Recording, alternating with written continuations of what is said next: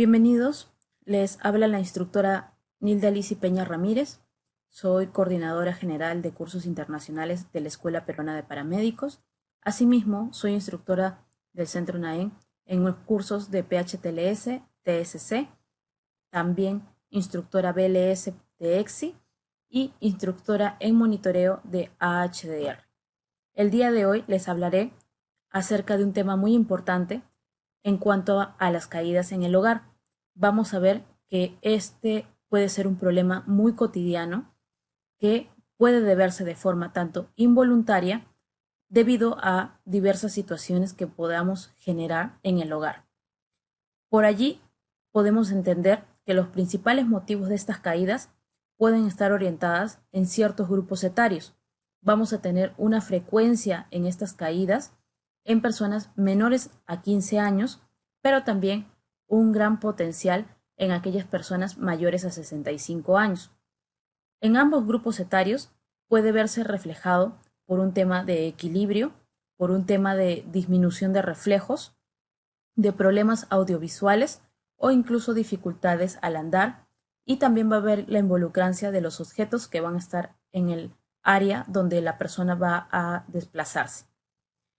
Dentro del grupo etario tenemos también en la etapa de los bebés. En muchas de estas etapas, durante los primeros 2 años, vamos a ver que es parte o conforma parte de su propia exploración y desarrollo de la persona menor de 2 años, donde ellos se van a desplazar de un lado a otro, van consecuentemente a poder tropezar o impactar con alguna estructura que pueda estar en su área circundante, y esta actividad de una u otra forma puede conllevar a que sufra una caída.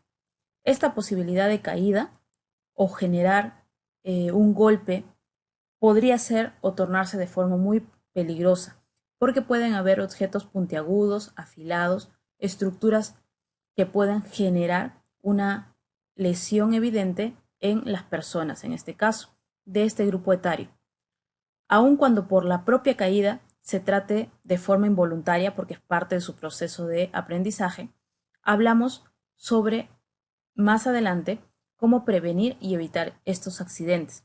Tal cual como lo llegan a visualizar en esta fotografía, hay dispositivos que se han podido crear en base a la tecnología para ayudar a proteger las estructuras más importantes en el caso de nuestros menores hijos, como podría ser esta mochila que cubre o tiene una porción que va a cubrir la parte de la estructura craneal.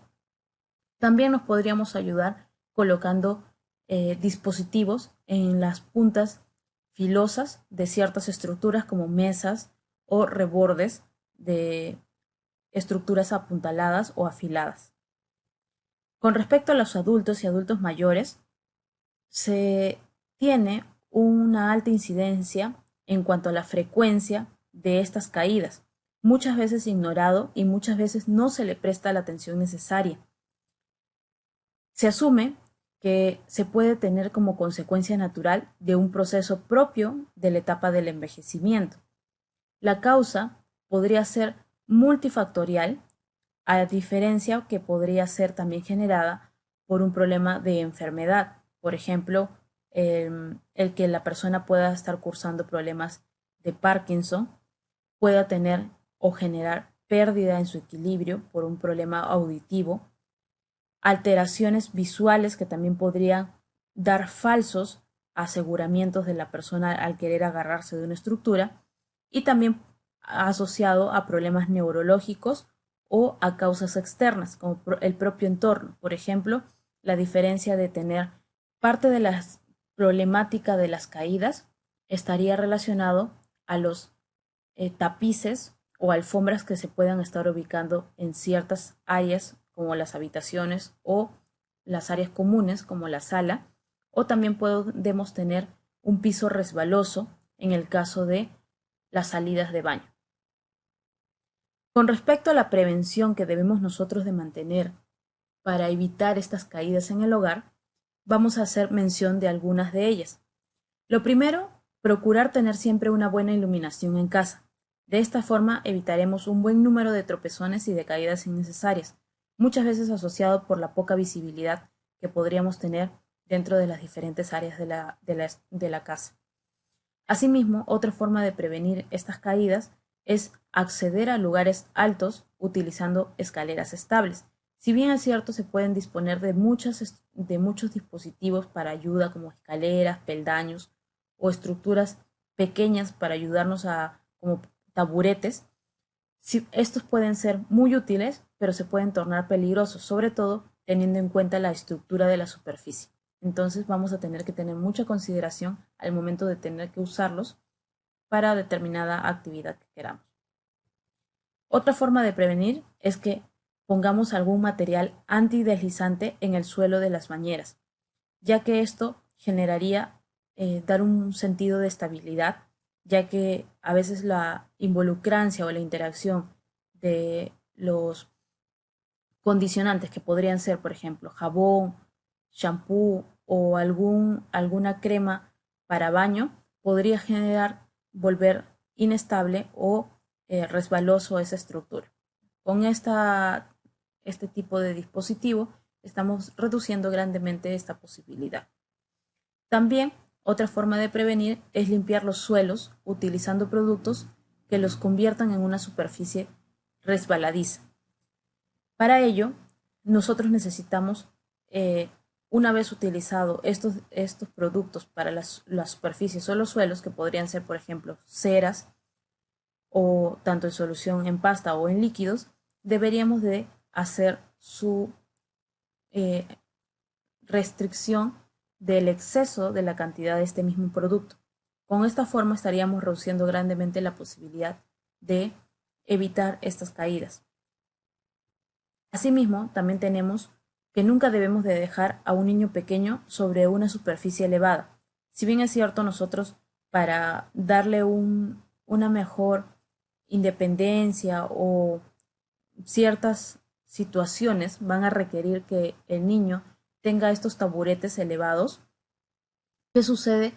Que ellos no son conscientes de que deben de mantener un adecuado equilibrio o estabilidad dentro de estos taburetes y tienden mucho a irse a las partes extremas dentro de la misma superficie del taburete.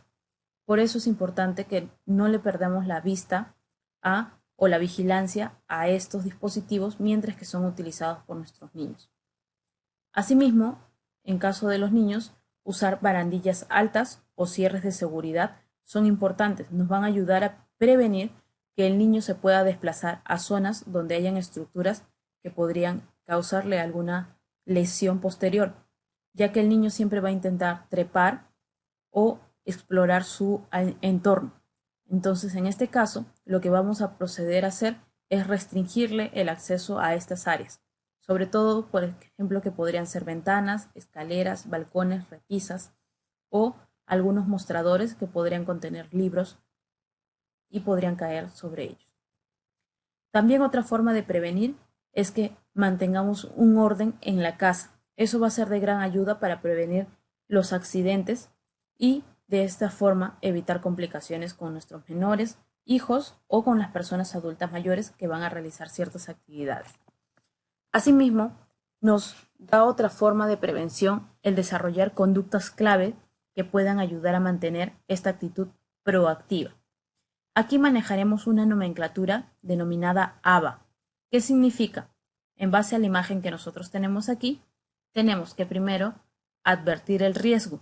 Quiere decir que si nosotros estamos realizando una actividad, en este caso están calentando o cocinando, nosotros debemos de tener cuidado, pensar en valorar los posibles riesgos.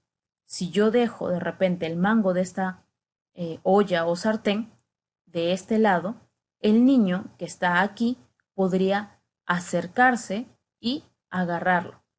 Como consecuencia, podría verter el contenido sobre él. De esta forma, yo evitaría y simplemente lateralizo la postura de este mango de sartén u olla y de esta forma estaría adoptando una actitud segura. Ahí tenemos la mnemotecnia ABA. advertir el riesgo, valorar los posibles peligros que se podrían generar y adoptamos una actitud segura ante esta situación. Dentro de los primeros auxilios que podríamos brindar, que previamente lo hemos hecho en base a la prevención, pero en el caso de que sucediera una situación de urgencia o emergencia, básicamente se va a dar porque la mayoría de estos accidentes que suceden en el entorno del hogar doméstico no revisten una gravedad como tal. No obstante, pueden ocurrir situaciones emergentes, donde tendremos que actuar con orden y serenidad para que la atención a la persona, en este caso afectada, sea la más correcta posible. Y ahí vamos a basarnos en 3 principios: el proteger, el avisar y el socorrer. El proteger el lugar me va a ayudar a no generar o involucrar más peligros dentro de ese escenario. El avisar vamos a tomarlo como la activación del CEN porque vamos a necesitar la ayuda de un equipo profesional, llámese en este caso personal paramédico o personal profesional de salud que venga en una unidad. Y propiamente, si nosotros tenemos conocimientos de primeros auxilios, vamos a dar la primera atención, el socorrer a la persona afectada para contrarrestar cualquier peligro en su vida.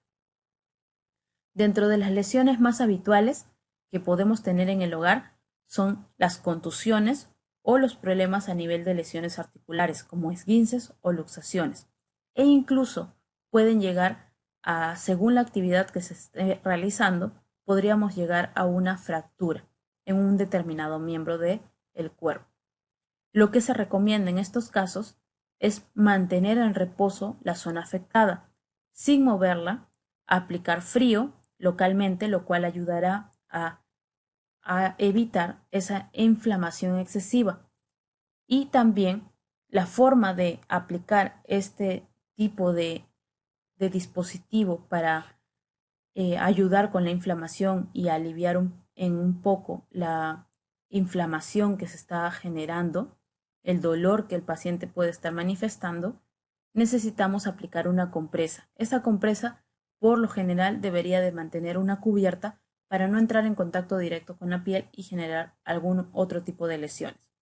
Para dentro del manejo correcto de contusiones, lesiones articulares o alguna fractura, se debería de mantener una mnemotecnia que se le conoce como la mnemotecnia de Rice, que significaría que la R es el reposo, la fijación o la inamovilidad de la persona, para posteriormente proceder a lo que sería la I, que sería de ice, de aplicar hielo, como lo vemos aquí, la compresa fría. Luego sigue la C, que sería comprimir o compresión, que sería al realizar un vendaje para reducir la movilidad de esa zona afectada. Y finalmente la E de elevación. Mantener una elevación nos va a ayudar con la inflamación. También hay de consideración de que tengamos una persona que ha podido tener una situación de emergente, donde, sobre todo si ha golpeado la parte de la cabeza o de la parte de la columna vertebral, la persona podría evidenciar ciertos síntomas o sintomatología como tal, que podría ser que la persona sangre por oído, tenga vómitos explosivos en ese momento o sufra una alteración del conocimiento, pierda la conciencia. De ser así, estaríamos ante una evidencia de una situación de emergencia, donde lo más recomendable es primero solicitar la ayuda y evitar por todos los medios que la persona se mueva o se desplace, ya que de esta forma estaría agravando cualquier tipo de situación que estaría ya presente de por sí tras la lesión previa.